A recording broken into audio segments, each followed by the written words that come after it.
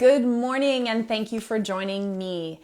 Today I want to talk to you about helping to build self-confidence and esteem with your teenager when they're having a kind of a tough time, or maybe they're just being a teenager and you're watching them sort of go dark and kind of go down a bit of a hill.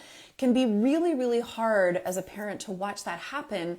And of course, you love them so much, you just want to lift them up and you want to help them do whatever it can to feel better about themselves, because mostly you want them to see themselves as the amazing person that you see them as. And sometimes that in itself becomes a bit of the issue. All right, my name is Allie Payne. I'm a certified life coach, certified relationship systems coach, and I have worked with parents and teenagers for the last 14 years to help them end the painful disconnection and build trusting and healthy relationships without giving up or giving in the process.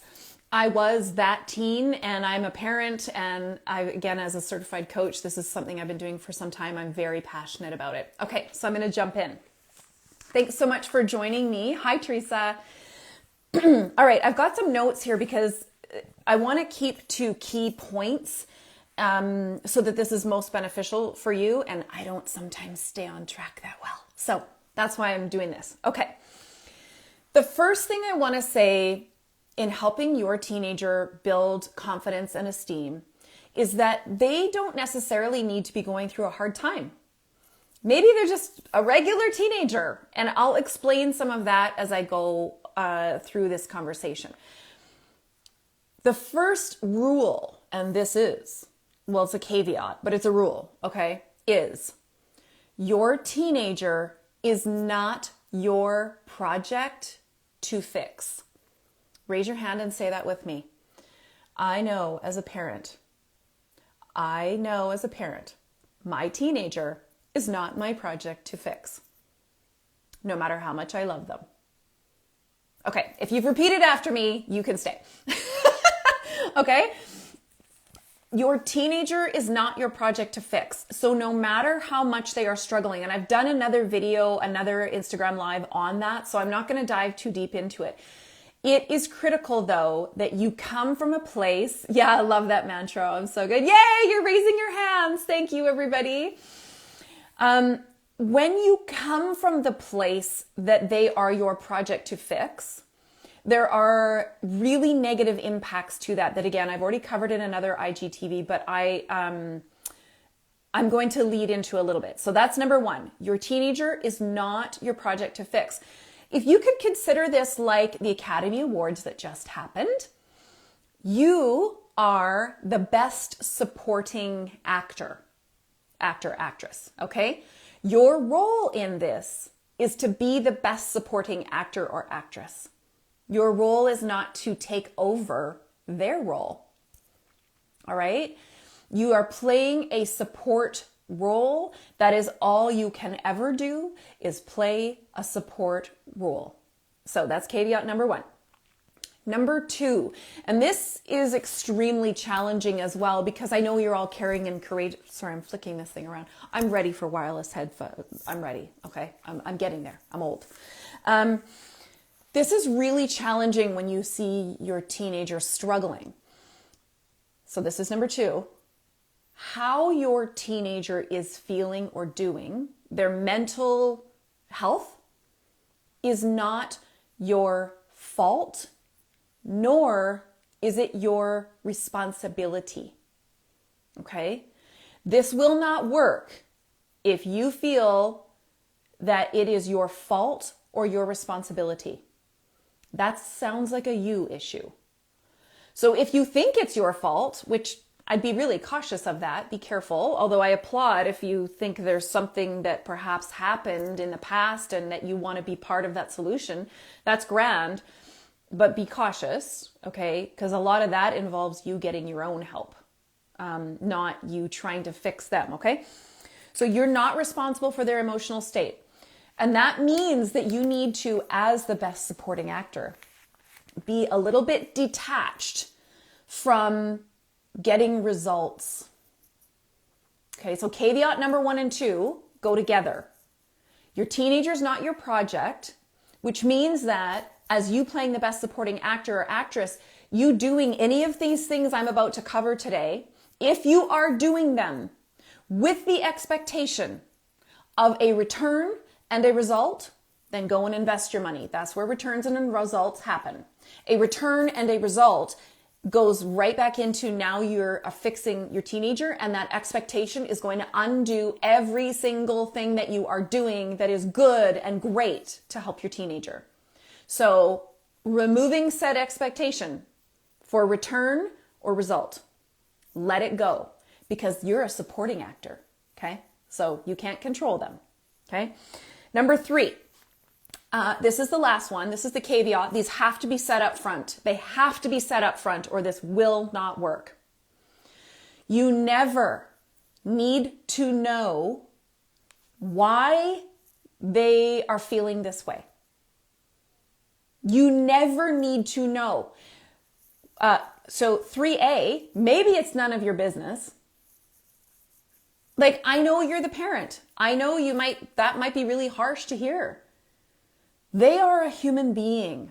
They may never share with you why this is going on for them. They may never know. And I will cover some of that further on. So please put down your private investigator pen and pencil. Put it down. Move it aside. None of this is about needing to know why. But why? Like, what? But why are you feeling this way? Did I do something? Did I say? Stop it. Stop it.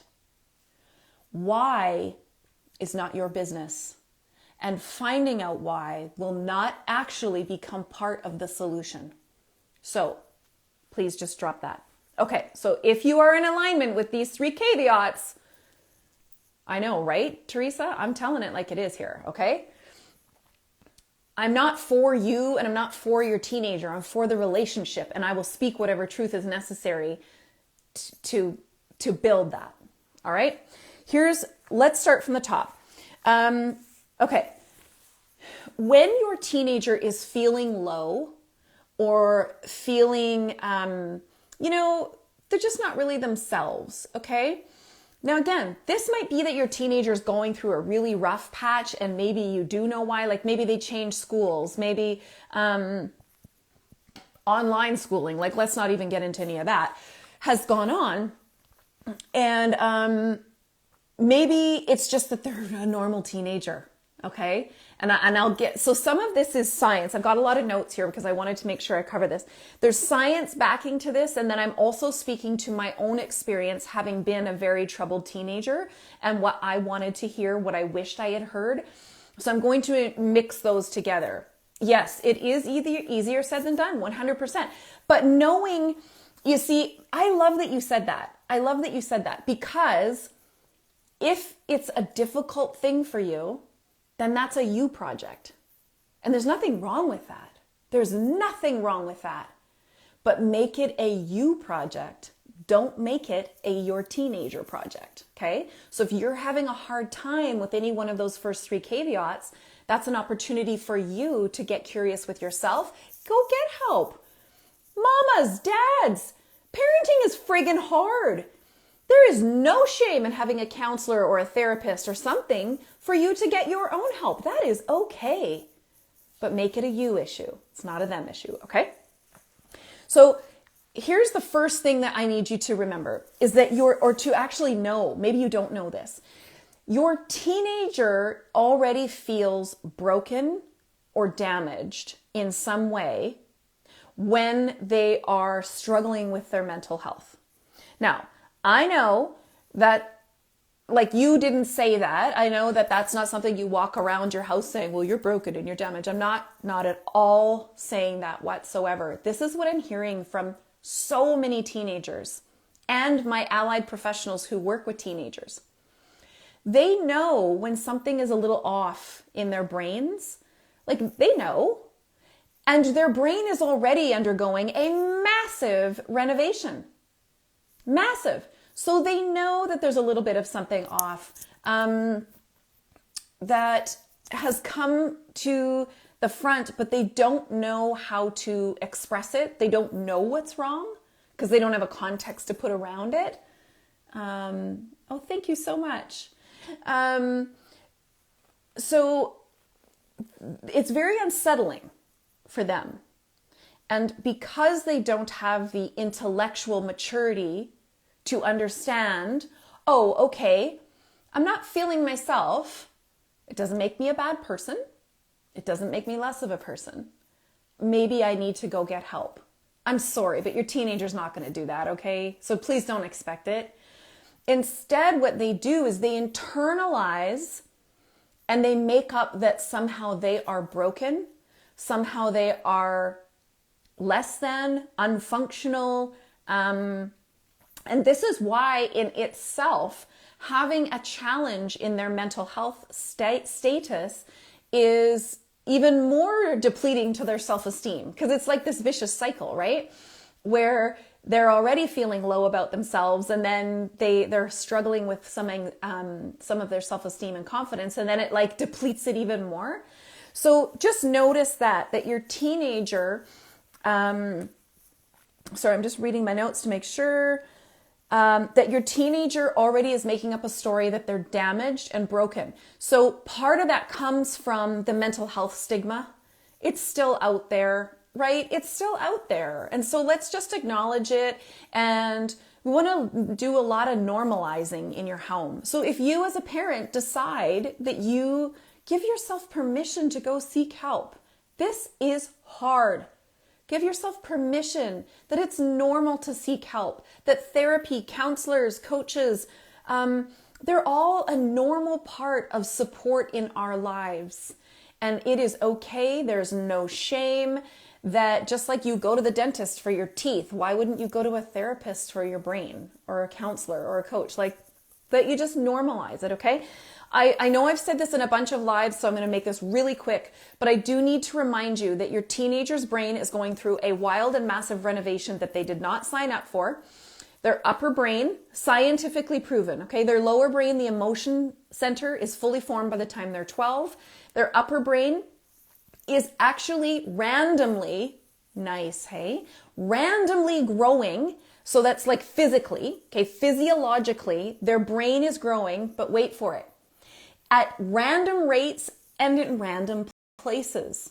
Let's make it harder on teens, shall we? So the blood flow, increased blood flow, is going to different parts of their brain. So they are literally growing new hardware, new processing hardware in their computer. And at the same time, their brain is trying to develop new software to run within that hardware. That's a little unsettling, isn't it? Yes, it is. What you need to also understand is at that period of their lives, particularly early adolescence, self-esteem is naturally at an all-time low because of some of this, which they know at some levels going on, but they have no way of articulating it because the hardware and the software is not in yet. And they are highly, highly susceptible to comparison and criticism and their need to fit in. So this is why I'm doing this, because I'm not saying what you're doing or saying is wrong. I don't like the right, wrong, but what you're saying to them because of your loving and courageous desire to help them, it's critical, the words that you're choosing. I don't know all the magic words. You know your teenager, but I'm going to give you a good start, okay?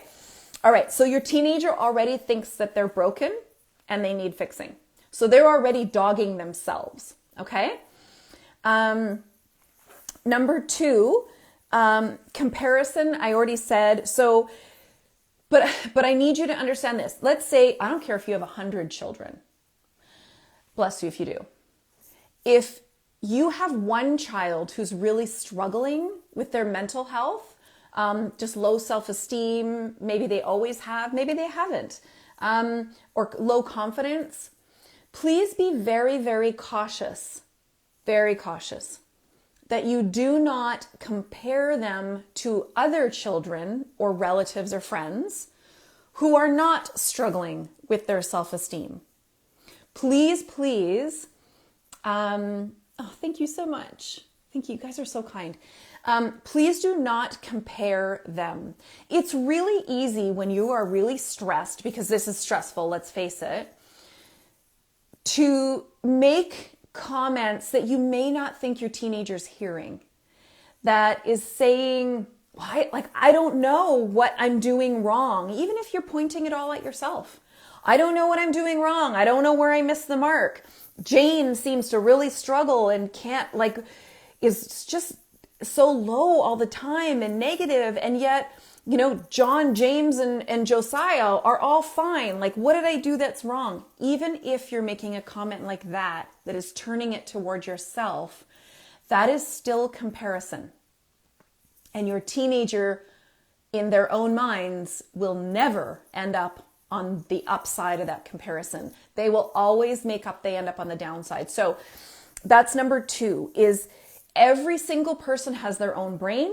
Everyone has their own experience and their own perspective and their own development rates in their brain that you cannot control. So even though you're an incredible parent to all 100 of your children, 99 of them might not have a mental health struggle, and one of them might. This isn't about you. This doesn't mean you're a bad parent. This just means you have different children, which I hope you already realized. And so comparison of any form, whether it's a financial remark about, because let's face it, therapy, coaching, counseling, I know I've taken my son, it costs money.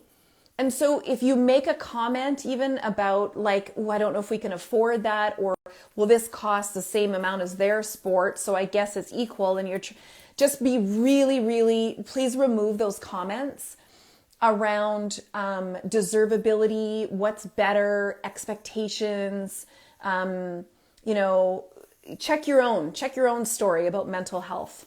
Because if you're projecting up your story and it has any kind of negativity, bias, or stigma to it, it's going to land on your teenager, okay? So don't compare your kids. Just because one of them's not struggling with it and one of them is, or 190, it doesn't matter. Number 3, this is the things that you don't want to do, okay? Number 3 is false positivity.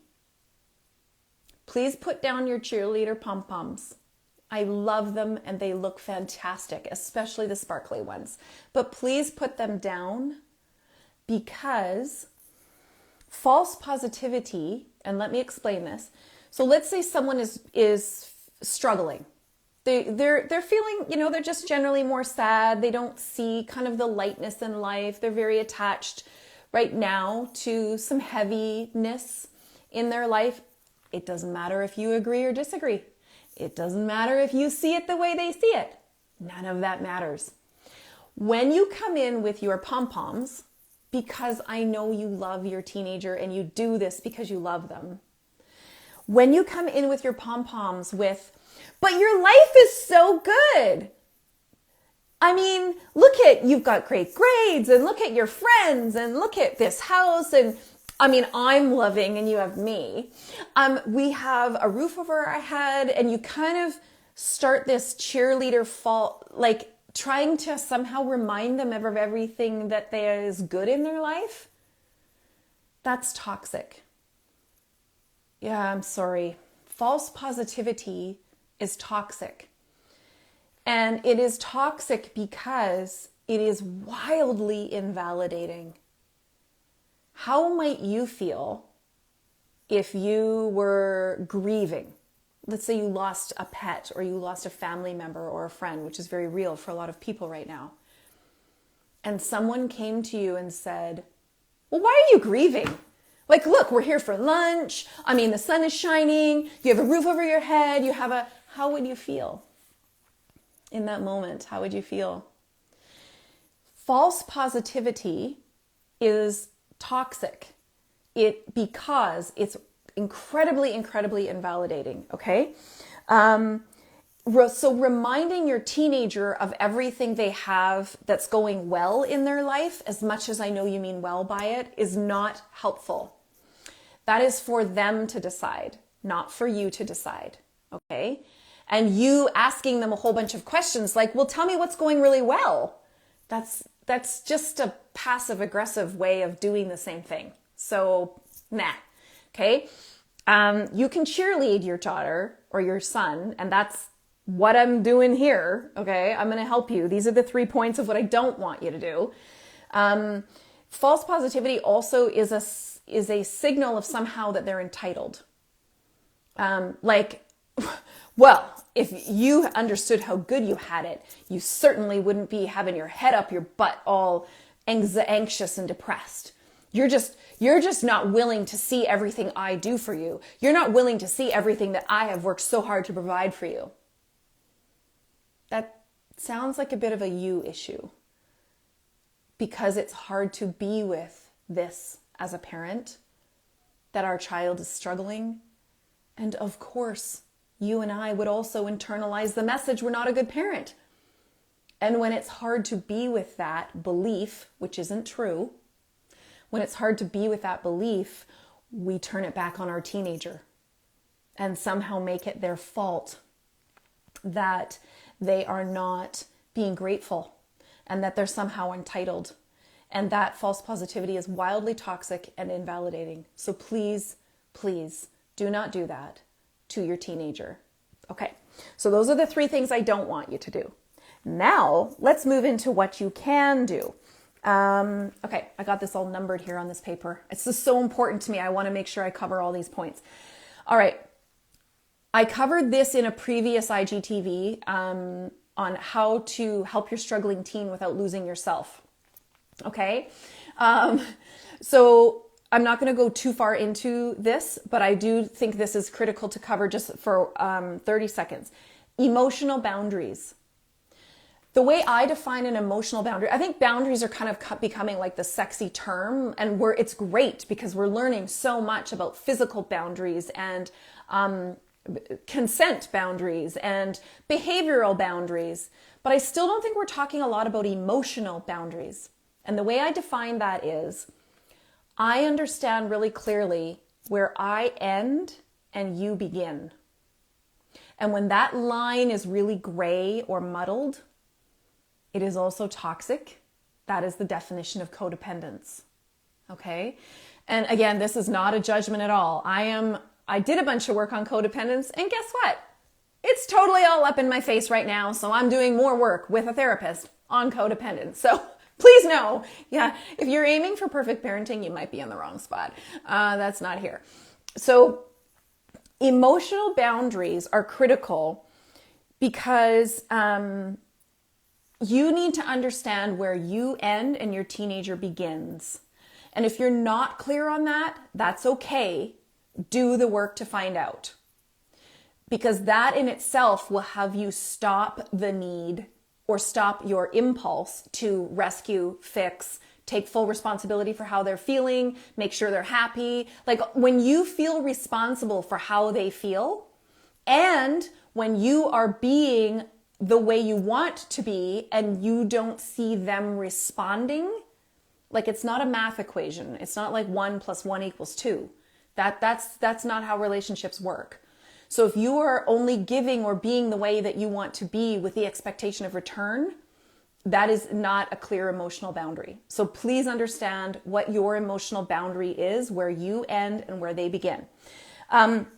The other thing around emotional boundaries I want to say for one moment is that if your teenager is struggling, and again, maybe this is just part of their teenagerhood. It doesn't mean their teenager's broken or messed up. This is just a normal part of teenagerhood in a lot of ways.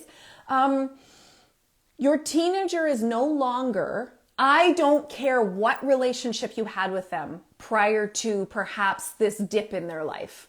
It might be a big dip. It might be a little dip. I don't know. Your teenager is no longer the person to share your fears and concerns with. Please stop. When your teenager is already at a low of whatever that would be defined as for you, your teenager is the wrong person, I will use wrong in this case, to share your fears and concerns with about their life. Now, you can say to them, this is a fine line. You can say, I really love you. I'm concerned about you. Is there a way I could support you? Like you could say that, but saying something to them like, I'm so worried about you. Like now, are you going to go kill yourself? Like, and I'm sorry, but I mean it. Are you gonna go hang out with bad kids? Are you gonna go do drugs now? Are you gonna, like, where's this gonna take you? And I don't even know what I can do about it. And no. Stop.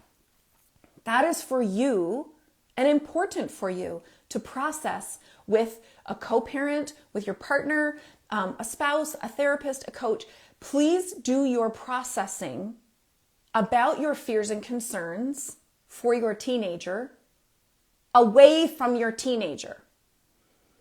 They don't have the capacity to be the emotional support back for you when they are in a low place. And so what ends up happening is they feel, I know this isn't how you mean it, but they feel like they're already drowning in their own emotions, and now you are asking them to carry yours. So please give your teenager some space. I mean, again, remember, if you had someone who was grieving, you had a really good friend who just lost their partner, a son, a daughter, something extremely traumatic, would you go to that person and share with them everything that's going on in your marriage or with your teenager? Like, they can't carry the extra load.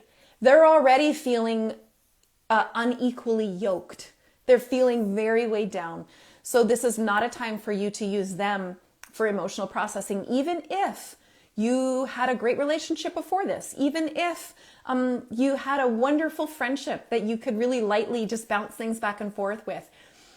I'm not saying shut them out, but please don't use them as a place to process your emotions. They're already drowning. They need to just focus on their own. Okay? All right. So that is the first, that's step 4. Okay. That's on the first thing I want you to do. Number 5, love them unconditionally. And gosh, this is hard. This is hard stuff. Love them when they come out of their room sullen. We call it the eyebrow in our house. Like when the eyebrow, I would always joke and say, oh, that eyebrow looks big enough for a bird to land on it. And it's a joke now. Like, it's not a mocking or shaming joke. It's a friendly joke. That when we see the eyebrow, like we don't try and cheer that person up. We let them be in the eyebrow. We let them be in that place and love them. I love you when I feel uncomfortable around your mood. You see how much of this is work that you as a parent might need to do. I love you when you're struggling, and it's okay to struggle. And don't always try and put a cream puff on the friggin' top of it by saying, it won't last forever, you'll be okay. Like, stop it. Let them be where they are and love them. I love you when you're struggling. I love you when you're sad. And I'll love you for as long as you're sad. Think of Piglet and Pooh Bear, right? You know, that whole Pooh Bear series, like that was all written on mental health, right? Each character represents a different portion of mental health. Like when Pooh Bear is sitting and he's sad on the rock and Piglet says, "What's wrong, Pooh?" And Pooh Bear says, "I don't know. I just feel sad and I need to sit." And Piglet says something like, I'm paraphrasing. Piglet says something like, "Well, sometimes friends don't need to talk. Friends just sit with each other." He's not asking him to change or be a different way. If your teenager needs to wear black for the next month because they're in, I don't know, that's how they're expressing themselves right now. Love them. Please just love them, because when they feel unconditionally loved by you in a place where they're scared, they think they're broken, they don't know how to process and actually feel the weight of everything that's going on for them, which can be normal in puberty, and then you add mental health challenges on top of that maybe. One of the safest things is to have someone say, where you are may feel very uncomfortable, and you're okay. where you are, you're not alone. I won't leave you here. I can't do this for you, but I will be with you. I will walk beside you. Sorry, these are some of the things that I wish I had heard when I was struggling as a teenager. For someone to say, it's normal to struggle. It's human. Our brains are wildly complicated. And sometimes that means we struggle. And that's okay. Even if you have never had an experience with low self-esteem or a time in your life where this for you, I wish I could change this for you. And I know you say that because you love them. Like, of course you would say that. What parent wouldn't say that? It's normal, right? Here's what I want you to understand.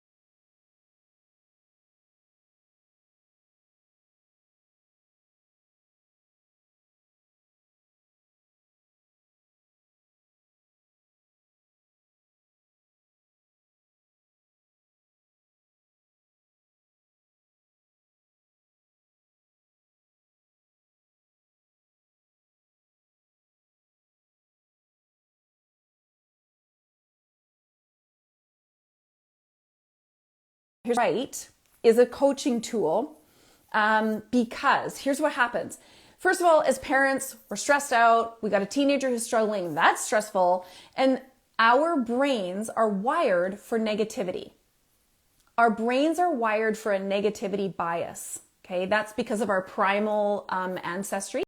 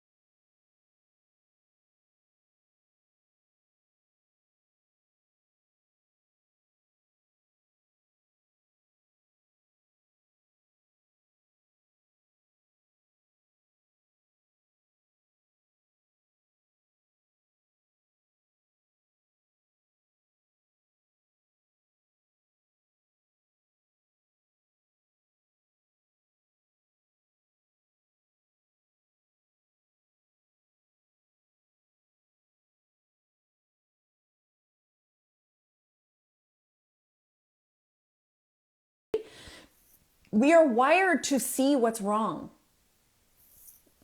We're wired to call out what's wrong.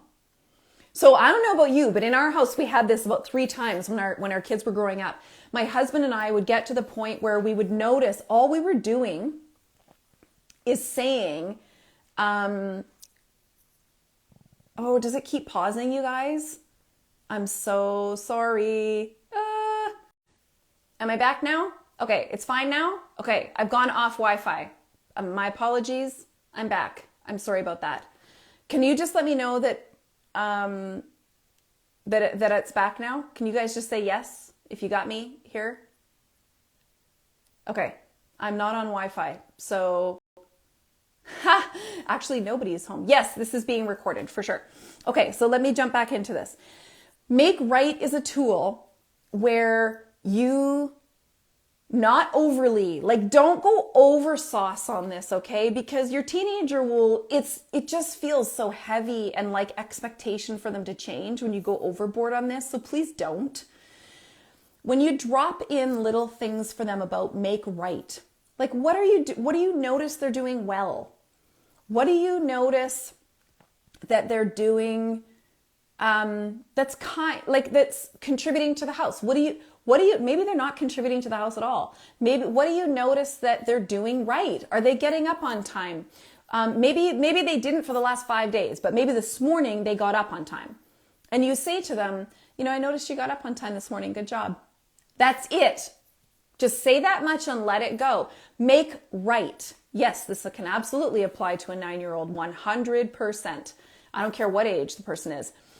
So our brains are wired to see negativity, okay? So as a stressed out parent, it's easy to constantly be talking about what kids don't do. I know, like my husband and I caught ourselves there on a few and had to just be like, oh, this is so negative. Even I don't want to live here.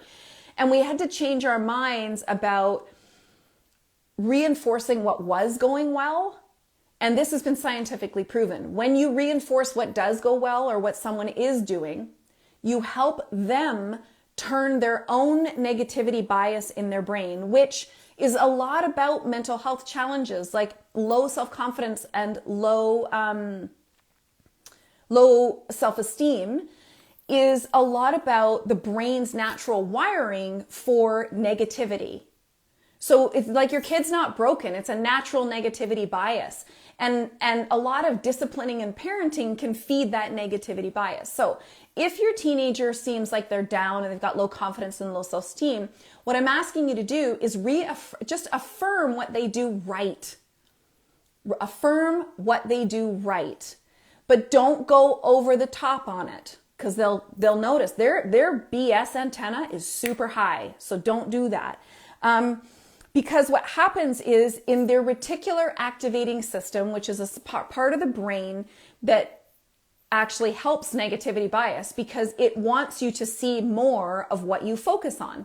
So when you help your teenager by calling out what they do well, or calling out like positive character traits, not just behavior, like you got up on time this morning, great, but I noticed you're such a caring friend, or so be careful about their appearance. Do not, especially for girls, try not to make this all about their appearance, because that feels like unconditional love, even though I know that's not how you mean it.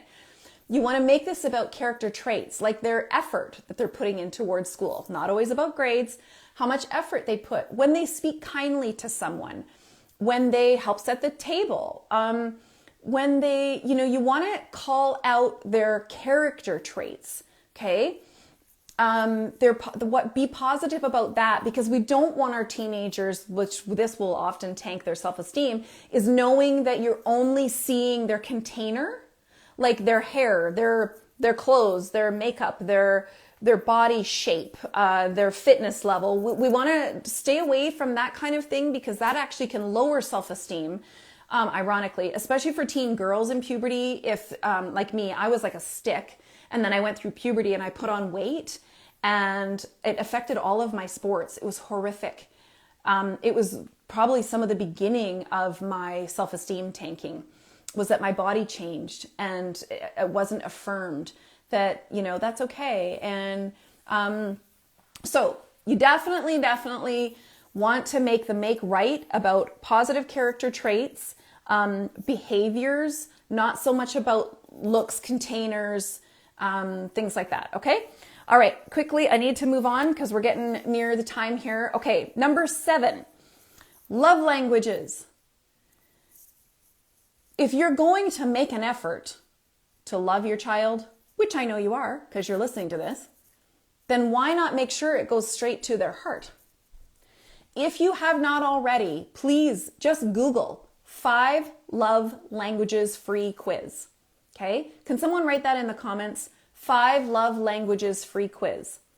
Okay. Because it's free. Now you can do your own. There's one for adults. Okay. I'm not going to go into the description of this too much. And then there's one for teenagers. And if your teenager is not in a position to do this, please don't make them. Okay? Thank you. Thank you so much for putting that in there. Thank you so much. 5 love languages free quiz. It's free. It's online. If you do yours and you do just a little bit of reading about yours and what that means and the 5 love languages, you will probably be able to determine your teenager's top 2. Most people have like a top 2 of the 5. Here's why this matters. I did a TikTok on this and it went crazy about how my mom as a teenager, my mom did a lot, okay, for me. Like she did a lot. She, did a lot of the cleaning and the cooking and like I had to do chores and stuff, but she drove me everywhere. Like she took care of me. But here's the irony. When we would fight, and we did fight when I was a teenager, oh my goodness. And she would say, only in a fight, she would say, well, don't you know that I love you? And I would say, no, I don't. And she would say, but I do all these things for you, which was very true. And yes, I was a self-centered teenager, and no, I didn't see it all or value it at the time, for sure. However, my top 2 love languages were words of affirmation. I came from a toxic, emotionally abusive home, and physical touch.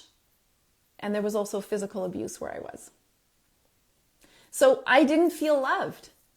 Like I would say to her, but I can live in a hotel and feel the same connection. Like, because I didn't grow up, we never ever hugged and we didn't say I love you ever. Like there was no positive anything.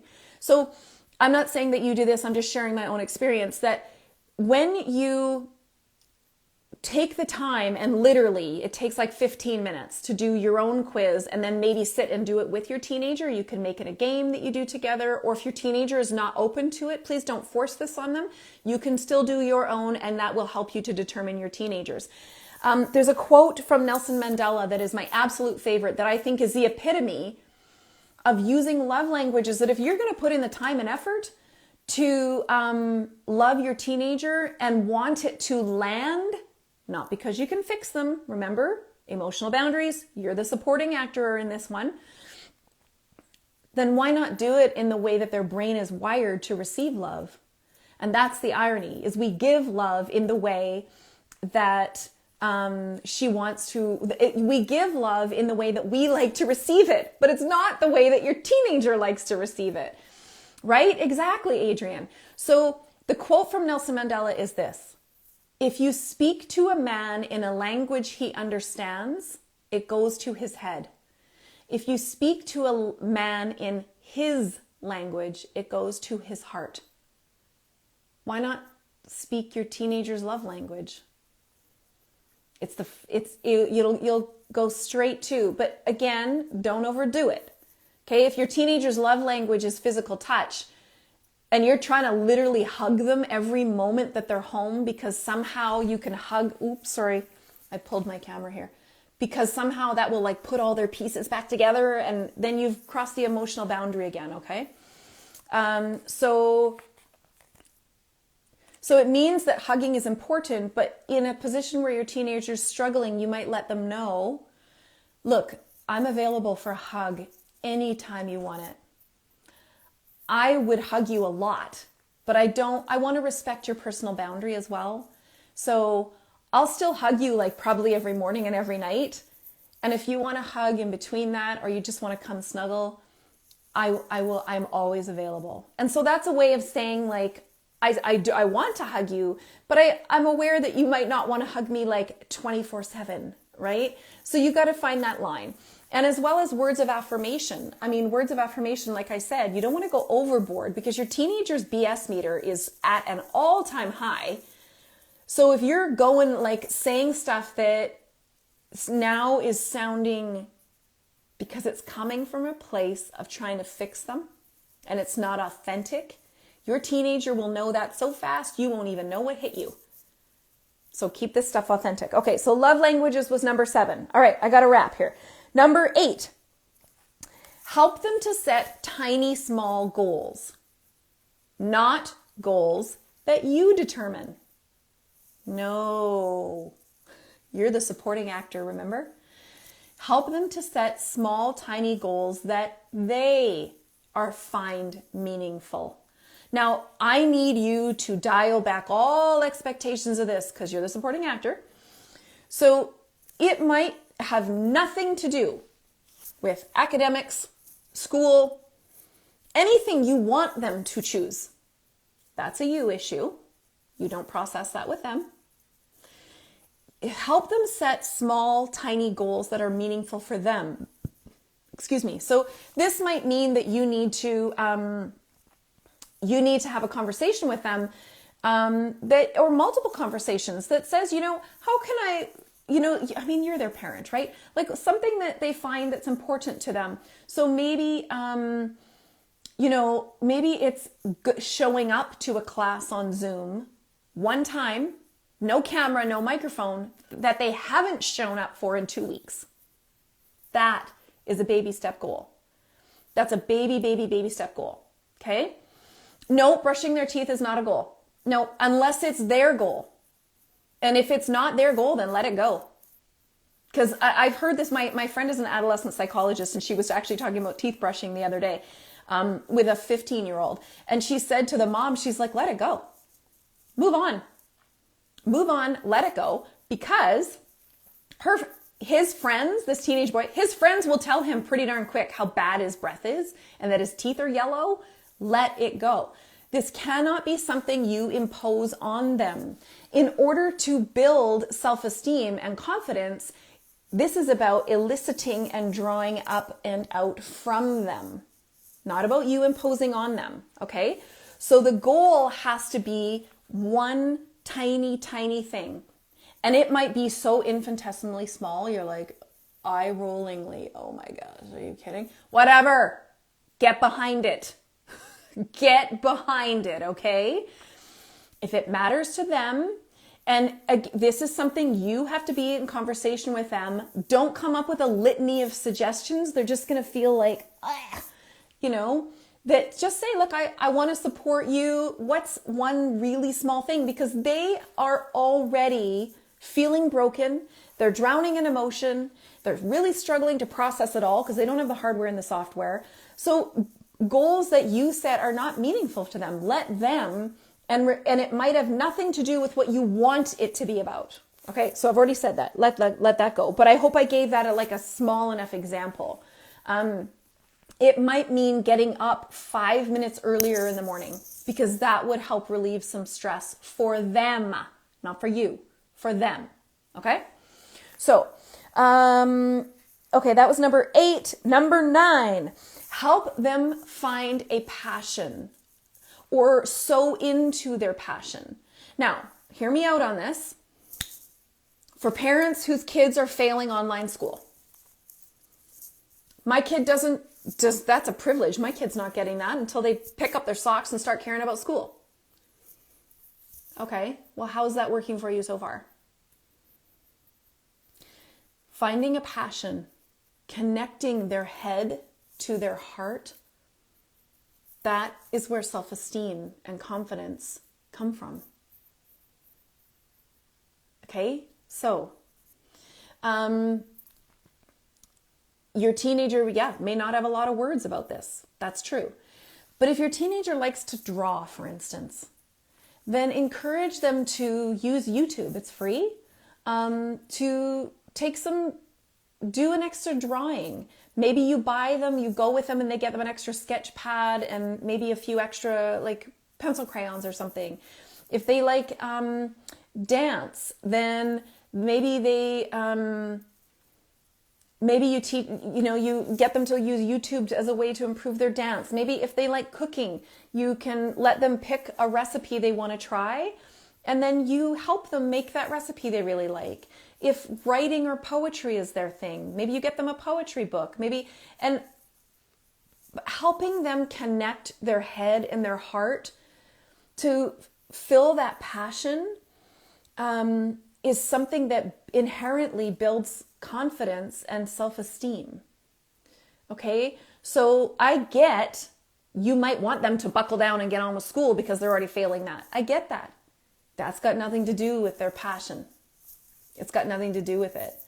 So whatever that looks like, as small as it might seem, encourage them. If you can imagine it being like a little ember, it's a little ember in their heart, and they need you to fan the ember. Gently blow on it, just gently, to lift it, okay? So that they feel so seen, they feel heard, they feel accepted, supported, that is something that they are here on this earth as their gift, and that you support that. This isn't about meeting your expectations anymore when your child has low self-esteem or low confidence. So one of the biggest things you can do is just remove those expectations of and I know you get them because you see how amazing they are. Also natural as a parent, makes you an amazing parent because you see all their potential and you see the amazing and incredible person they are. And if they just saw it, wouldn't they stop? Those are called expectations. And the number one thing that happens for expectation is you will always feel disappointed and they will always feel judged. Scientifically proven. So let that go. Okay, final, number 10. And this is more on the physical side, like physiology of how the physical side can help improve the mental side, is sleep. Very hard for teenagers, I know, because their circadian rhythm is changing, and they don't want to go to bed as early. Technology is a big player in this, I understand. If there's a way you can limit technology by 11:30, something where they still have music and they still have any meditation or calming apps that they need, that's great. Sleep is critical for the teenage brain, even though their circadian rhythm is shifted. So they're generally up later at night. Their melatonin doesn't kick in until later, and they want to sleep in more. Sleep is critical. So no judgment here if your teenager's on video games with their friends all night long, whatever. But sleep is critical if they can understand that, okay? Also nutrition, also very hard for teenagers. I know, trying to get them to eat healthier food, less processed sugars. It actually really does. The brain and gut connection is real. It's been scientifically proven. Mental health has a lot to do with physical health. So if you can get them to eat well, do as much as you can. It is tough with technology. Yes, it is very tough. And so we're find agreements, ease into them. But you have to do it from a place where you're not trying to discipline. Do it from a place of where I care about you. This has been studied and proven. Let's just try a little bit at a time and then let me know how you're feeling. And you have to honor the fact that connecting with their friends is literally oxygen right now. It's everything. So you want to honor and validate that while you're trying to help them with their physical, mental health. Okay, last few things. Number 2 is outside time. 30 minutes of outside time. Fresh air actually helps reset and trigger proper hormone balance from a dopamine, serotonin, oxytocin. They don't have to be exercising necessarily. They can be out lying in the grass. They can be walking around your block. It can be exercise. It doesn't have to be exercise. It could be sitting on your deck. But 30 minutes a day of fresh air is really, really important. Also, exercise. And I don't mean all of a sudden they have to become fitness freaks or that they're, overweight and they need none of that. I just mean, like I said, going for a walk could be, and depending on your risk levels for your area, could be going for a walk with a friend, with you, could be going for a walk by themselves. But 30 minutes of outside time and physical time, those are the things that are going to help them to take care of their mental health with their physical health. So I know this has been long. I apologize. There was a lot of stuff to cover. So you might want to talk to her about, look, I'm noticing that you're really hungry at this time. Could we try getting you a snack around 11? Don't start with breakfast. Could we start, back it up a little? What about if you had this at about noonish? Because if your blood sugar's regulated, it really helps your brain to be in a better space. Be careful about that because it sounded a little bit judgmental. But just go baby steps, okay? If you have any questions or messages, please just DM me. I will be writing a full article about this as well. Again, I apologize, it's been long. I really wanted to cover those key points. You have a significant and really important role in helping your teenager with their confidence and self-esteem. And you are only the supporting actor in this. You cannot do it for them. It is not your responsibility. And they are not your project to fix. So remember those 3 caveats before you go do the other 3 steps. All right. I want to thank you so much, everyone, for being here. If you are not already, you can hit the link in my profile and join me in my Facebook group where we talk about this kind of stuff all week long. Just hit the community button. When you go to the link in my profile, I will see you there. I'm here every Thursday at 11 a.m. Pacific talking all about parenting and teens. And if you don't already get my weekly tips, which have more implementation stuff in them, you can also hit the link in my bio and be part of my tribe. All right, everybody. Thank you. Thank you very much. Thank you everybody so much for being here and for watching. I greatly appreciate you and your time. And I hope that this was helpful. Please comment, with any insights. I'm going to post this right now and I'll get it going. Okay. All right, everyone. Be well. Bye-bye.